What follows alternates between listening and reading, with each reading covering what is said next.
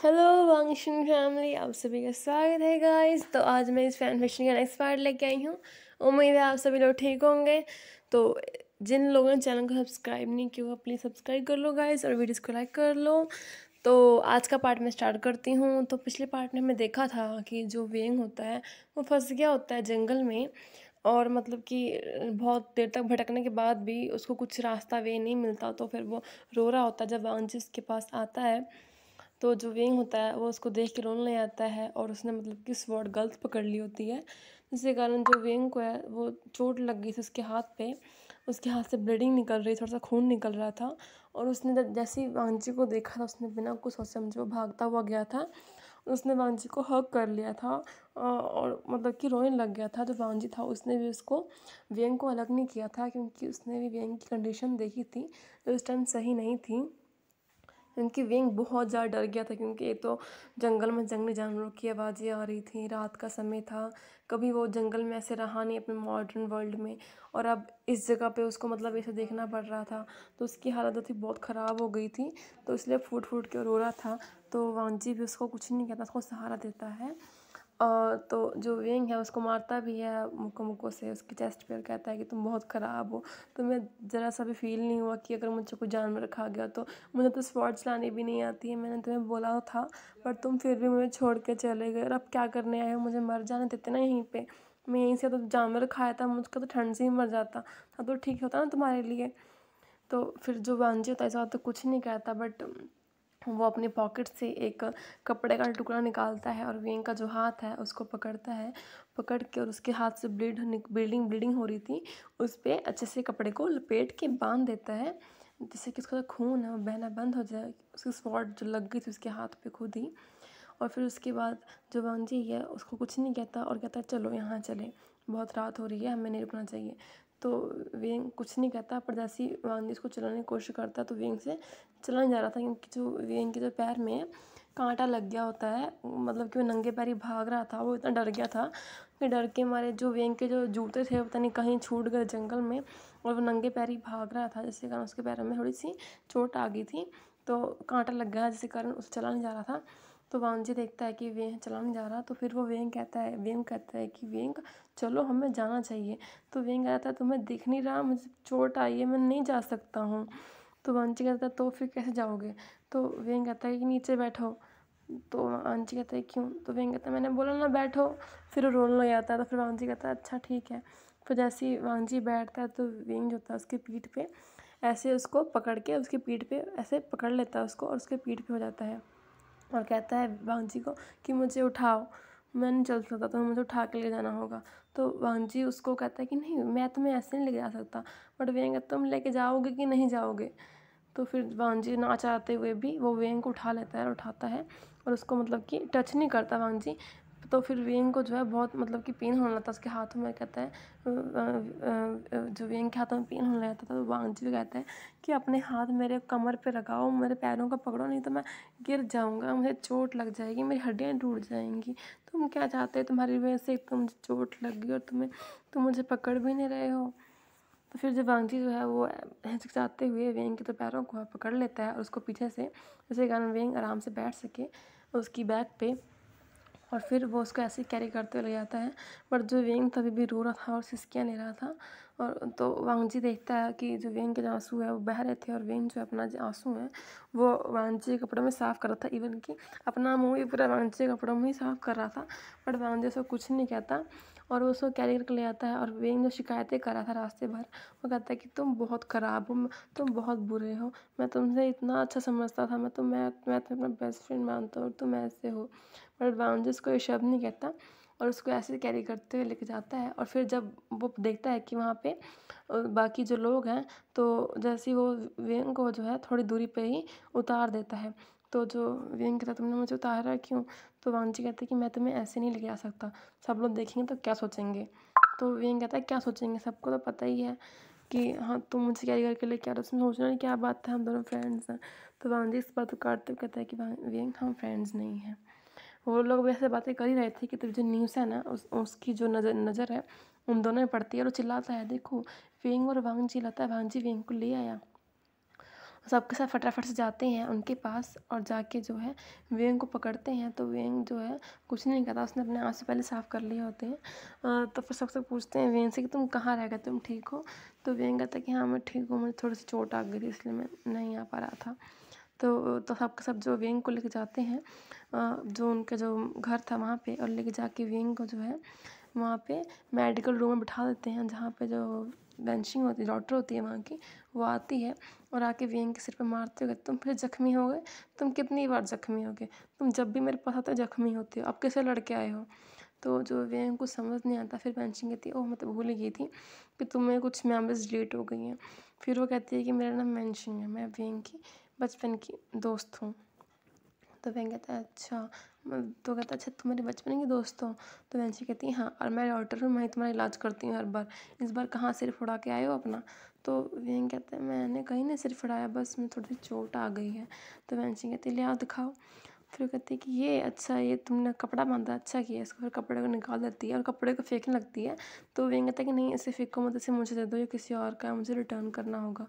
तो वेंची कहती है अच्छा ले लो। फिर उसको दे देती है। उसके बाद फिर जो वेंग के जो ज़ख्म होते हैं उसमें मरहम पट्टी करती है वो, और मरहम पट्टी करके उसको बांधते से कहती है कि तुम ठीक हो, तुम्हारी याददाश्त वगैरह का क्या हाल चाल है, कुछ बातें याद आई तुम्हें कि नहीं? तो वेंग कहता हाँ मैं ठीक हूँ। तो फिर वो वेंची कहती है कि अच्छा तो ये जो कपड़ा है ये किसका है? तो वेंग जो होता है वो पहले चुप कर जाता है और फिर वो कहता है लान। तो फिर वेंची कहती है अच्छा ये लानवान जी का है? तो वेंग कहता है हाँ। तो वेंची कहते तुम दोनों दुश्मन थे ना? मुझे जहाँ तक याद है तुम जब भी मेरे पास आया करते थे तुम उसकी हमेशा बुराई किया करते थे कि वो ऐसा है, तुम उसे अपने हाथों से मारना चाहते हो, ये वो ये, और अब तुम उसको अपना बेस्ट फ्रेंड दोस्त कहते हो और उसके इतने क्लोज आ गए हो कैसे? तो वेंग के साथ तो चुप कर जाता। तो बेंची कहते चलो ये तुम्हारी मर्ज़ी है, तुम्हें जो अच्छा लगे तुम वो करो, बट अपना ख्याल रखो, ये तुम्हारी जो बहन है यानी उसको बहुत बुरा लगेगा कि तुम ऐसे जख्मी होते फिर रहे हो।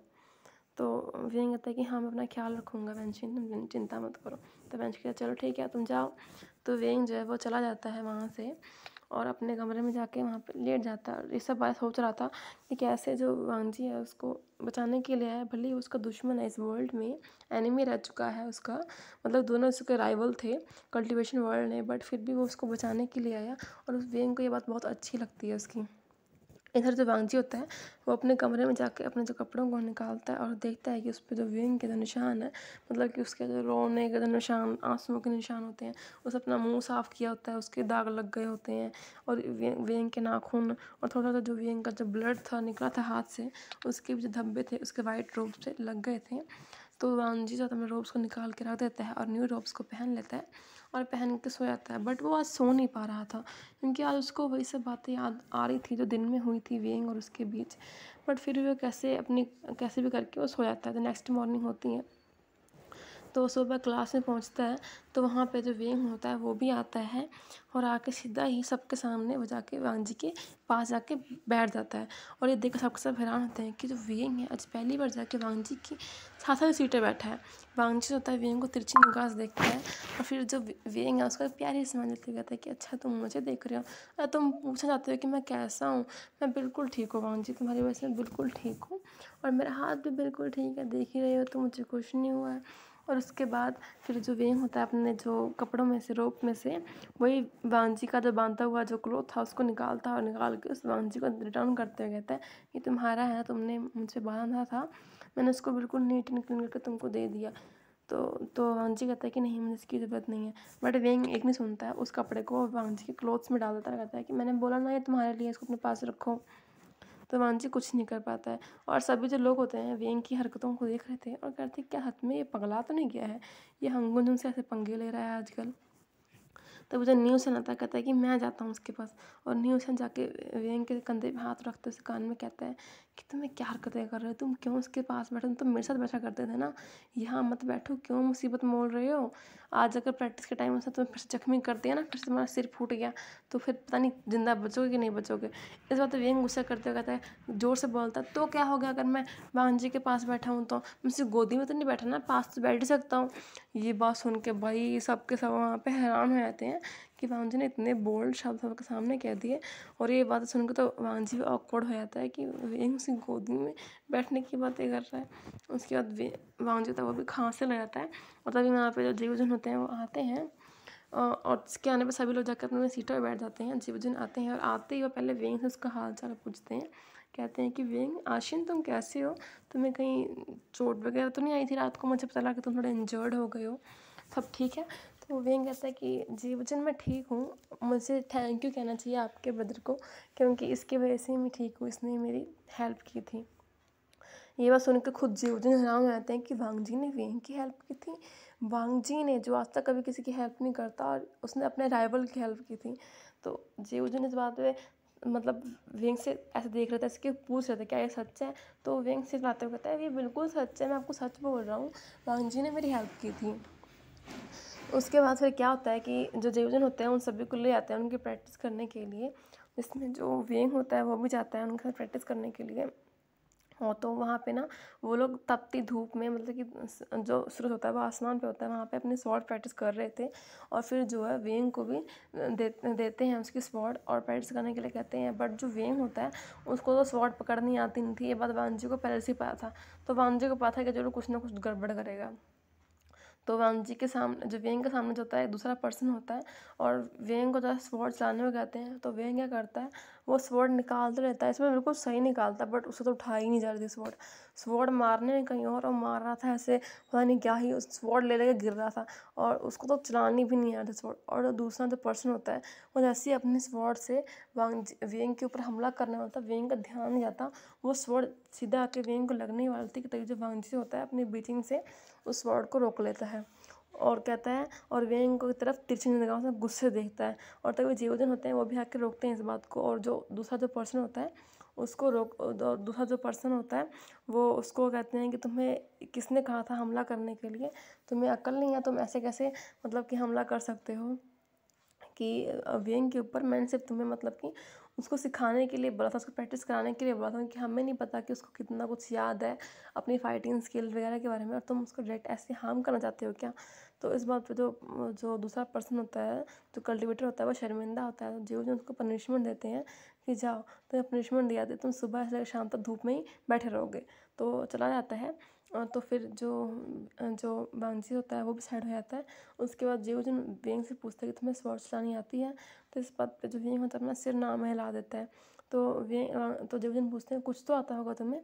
तो वेंग कहता है कि मुझे कुछ नहीं आता जीवजन, मुझे माफ़ कर दीजिए।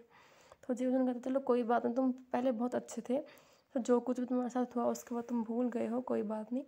तो फिर उसके बाद जीवजन वांग जी तरफ देखते हैं और कहते हैं कि वांग जी, मैं चाहता हूँ कि तुम वेंग को स्वॉर्ड फाइटिंग सिखाओ, क्योंकि इसमें कहीं ना कहीं तुम्हारा भी गलती है कि जो वेंग की जो कंडीशन है वो आज ऐसी है। तो इसलिए मैं चाहता हूँ कि तुम उसे स्वॉर्ड फाइटिंग सिखाओ और बिल्कुल अपने जैसा फाइटर बनाओ, ये मेरा तुमको ऑर्डर है। तो वांग जी जो है अपना सिर हिला के उनका ऑर्डर को ले लेता है, कहता है जी जी ब्रदर। और उसके बाद जो वो जो होता है वेंग को स्वॉर्ड सिखाना शुरू कर देता है वहाँ पे। और सभी लोग प्रैक्टिस कर रहे होते हैं, बट कहीं ना कहीं वो लोग छुप छुप के उन दोनों को देख रहे थे कि आखिर ये दोनों राइवल्स कैसे लग रहे हैं दूसरे की हेल्प करते हुए। और वांग जी जो उसको सिखा रहा होता है, मतलब कि वो वेंग को टच नहीं करता, उसको फिजिकल टच पसंद नहीं है किसी का, तो वो दूर से उसको ऐसे से ऐसे करो ऐसे करो ऐसे सिखा रहा था। बट वेंग कुछ समझ ही नहीं आ रहा था। तो फिर जो वेंग इरिटेट होते हुए कहता है कि तुम्हें सिखाना नहीं आता है। तो इस बात को सभी लोग उसको देखने लग जाते हैं कि वेंग क्या बोल रहा है। तो वेंग कहता है तुम्हें पता नहीं कैसे सिखाया जाता है। तो वांग जी कहता है मैं तुम्हें सिखा तो रहा हूँ, तुम्हें अब और कैसे सिखाऊं। तो वेंग कहता है मैं तुम्हें बताता हूँ। उसके बाद फिर जो वेंग है वो स्वॉर्ड को पकड़ लेता है अपने हाथ में, और खुद वांग जी के बिल्कुल क्लोज जाके उसको मतलब कि उसके मतलब कि गोद के पास जाके उसके जो हाथ होते हैं अपने हाथ पे रख के, और दोनों हाथ, और कहता है आप सिखाओ। और इस पोजीशन में तो जैसे ही वो आता है तो जो वांग जी के चिक्स होते हैं वो बिल्कुल रेड हो जाते हैं, उसको इतनी शर्म आ रही होती है। सब लोग उनको देख रहे होते हैं कि ये कौन सी पोजीशन में ये लोग सीख रहे हैं। तो जो वेंग है मैं सिखाओ, मुझे हाथ पकड़ के सिखाओ, ऐसा ही मुझे आएगा। तो वांग जी तुरंत अपना हाथ हटा के पीछे हटा कहता है कि नहीं। तो फिर कहता है वेंग कहता है क्यों नहीं। तो वांग जी कहता है आज के लिए बहुत है, हम कल सीखेंगे।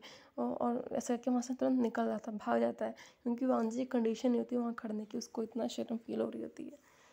तो वेंग कहता है ये लड़का भी ना, अगर इससे कुछ भी सिखाने को बोलो, हल्का सा उसको हाथ ही लगा दो उसके, तो ये तुरंत भाग जाता है, पता नहीं क्या ही है ये। मैं तो परेशान हो गया हूँ उससे। तो न्यूसन ने देख के हंस रहा होता है कि ये व्यंग हरकतें कौन सी कर रहा है। एक टाइम था ये दोनों एक दूसरे को देख के राजी नहीं थे और अब दोनों से हाथ पकड़ पकड़ के स्वॉर्ड फाइटिंग सीख रहे हैं। न्यूसन ये तो देख के हंस रहा होता है। और फिर जो रात का समय हो जाता है और वो लोग चले जाते हैं खाना खाने के लिए और सब लोग वहाँ पे बहुत आराम